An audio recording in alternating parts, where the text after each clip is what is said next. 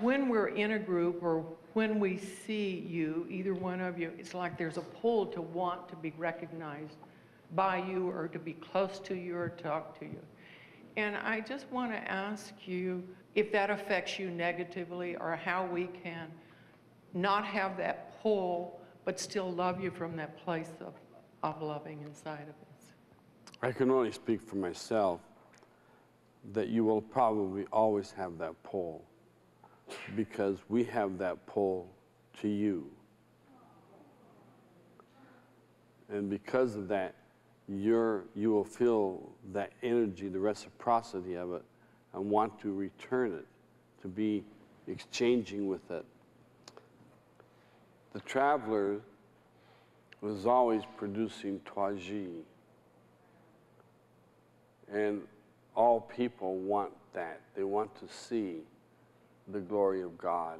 They want to have their glory of God rise up in them. They want to be a resurrected being so that they feel the wholeness, completeness, and fulfillment of the presence of the Holy Spirit, which is that of God.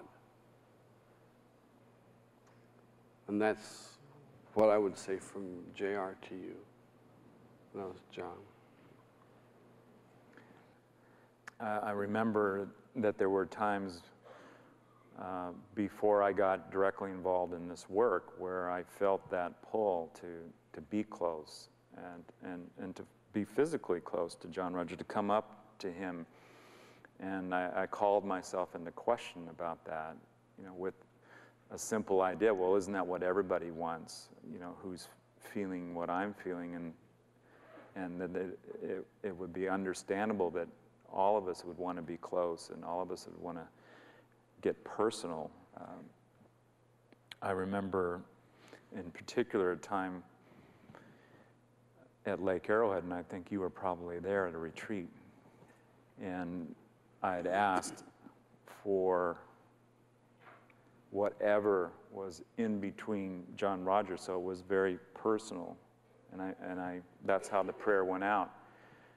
If there was any separation, any judgments, my fears, my doubts, my unworthiness, whatever was in the way, I asked that that could be lifted so that the trueness of the relationship could come present, and I could be aware of what is this relationship, and what am I to do? Am I to stand back? Am I to come forward? And I got this answer inside that the next time I saw John Roger physically, that what that was would be delivered. And at that point, he was not at the retreat. At least I was not aware of him, and I had not seen him. So we were doing SEs in the sanctuary, and it was lunchtime. So I was coming out of the sanctuary to the place where we keep the shoes outside the sanctuary, you know, right by the stairway that goes up to where the house is.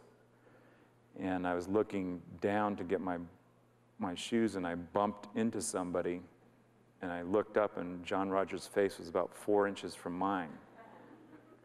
And I got the answer at that point. And it wasn't anything inwardly, it was just, I was stunned. As I got my shoes on, as I went upstairs, there was a circle of people who were gathering to call in the light, and I was basically outside the circle. It had already formed, but it was a very large circle, so there was probably 100, 120 people there. And so I was touching people from behind to let me into the circle. And people were talking, and we hadn't started calling in the light yet. And so it was like I touched 2 or 3 different people, and nobody was letting me into the circle.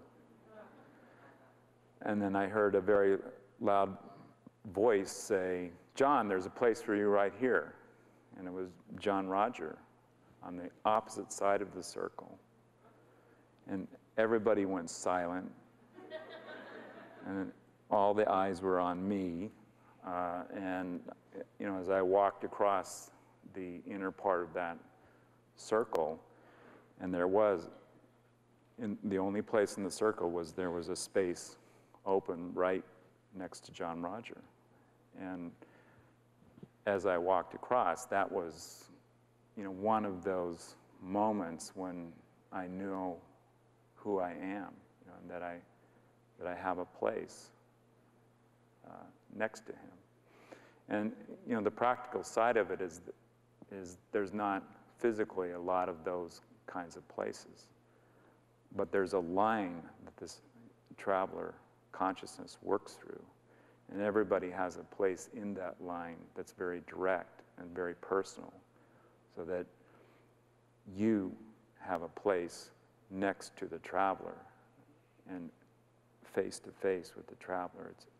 And that's a place that we all have with God. I had forgotten a lot of what he said. And as he said it, it became real immediately again. And I don't know if I'll forget that one.